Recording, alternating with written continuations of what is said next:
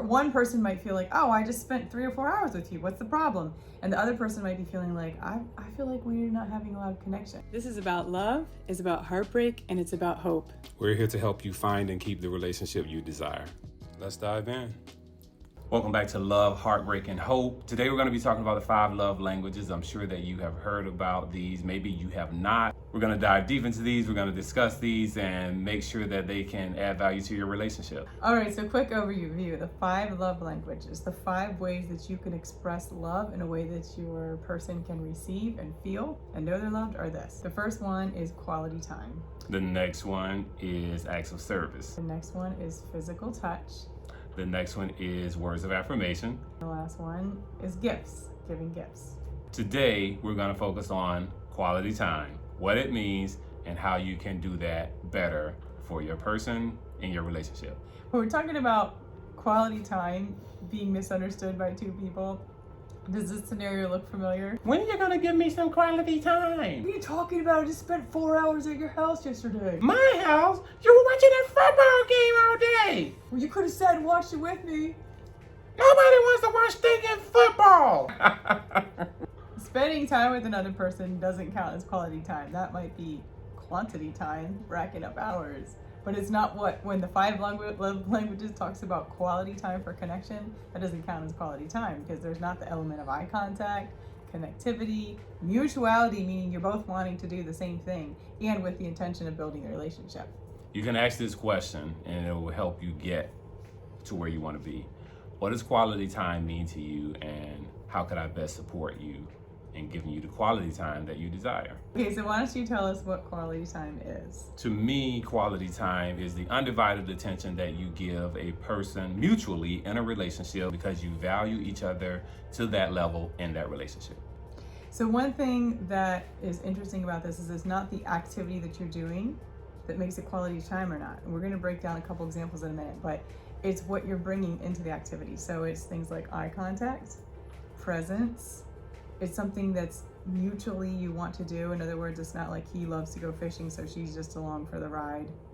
Not one of those scenarios where you're like, yeah, and you have input to this. You have just as much input as your partner has into this to communicate what it is that you want. Sometimes people have the hardest time just trying to figure out what they want to eat, where to go to dinner. And it's like one person is coming along like, whatever you want to do. Sometimes you need to have some answers because that ties into the experience of your quality time. So here's an example of something that might be time together, but there might not be quality time together. So say you're at dinner and you both have your phones out. Oh my gosh. And you're like looking through Instagram or just responding to text while you're sitting there waiting for your food. Technically, you're spending time together. Technically, he took you out to dinner or you went out to dinner together, but that doesn't count as quality time because you're not being present with each other. You're not in each other's worlds. You're in your own worlds, sitting at the same table. Your energy is being taken away from the energy that he or she deserves. And if one person happens to look up, depending on what meme you come across or what conversation you're having, like you're either going to be happy, sad, somewhere in between. And if that person looks up and sees you in this moment of, I don't know, happiness, and it's not shared with that person, and they don't even make you feel as happy as that text message or this Instagram message that just came in, then what's the point of building that quality time? So again, it's not about the activities, but you're bringing to activities. Say you are at dinner and say you both are on your phones and you're both sharing with each other a funny video or a meme that you got, or oh my goodness, listen to what my friend just said, and you're talking about what you're doing and you're bringing each other into your own worlds. Now you have connection, presence, eye contact. Now that could count as quality time because you're building something together. So it's not the activity that you're doing, it's what you're bringing into the activity. And that transfers, in my opinion, over to things at home, things in bed.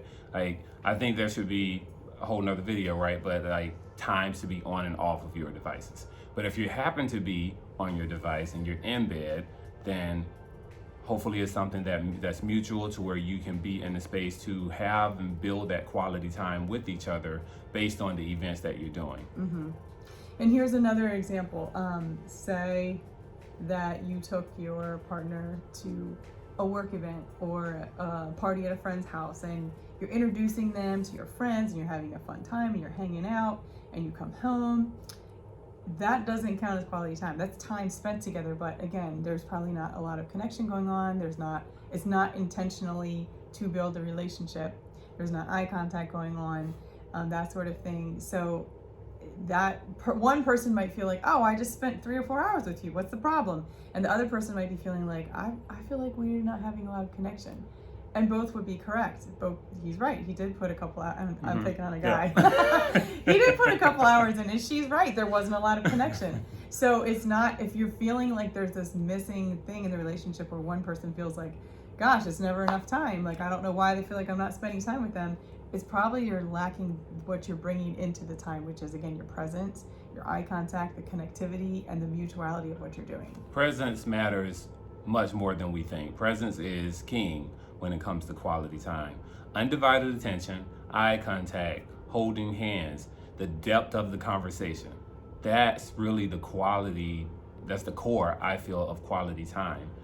Being able to give that person every ounce of energy that you have to focus on what it is that they have to say, because it's just that important. Mm-hmm. And even if it's not that important to you, do it anyway. So again, some sites have like lists of quality time activities. You could actually do those quality time activities and not have quality time. Because remember, it's what you're bringing into the time, not just checking a couple things off the list. And right now, I feel the urge to want to hear from you, for you to drop down in the comments and let us know, what does quality time mean to you? What are some of the things that you desire, not personally, but as a couple? What is it that you do as a couple that you consider quality time? What is it that you want via quality time that you're not getting? We want to help you get there. So until next time, keep healing, hold hope, and be loving. And we'll be here to help you walk through this journey. Yeah, we will.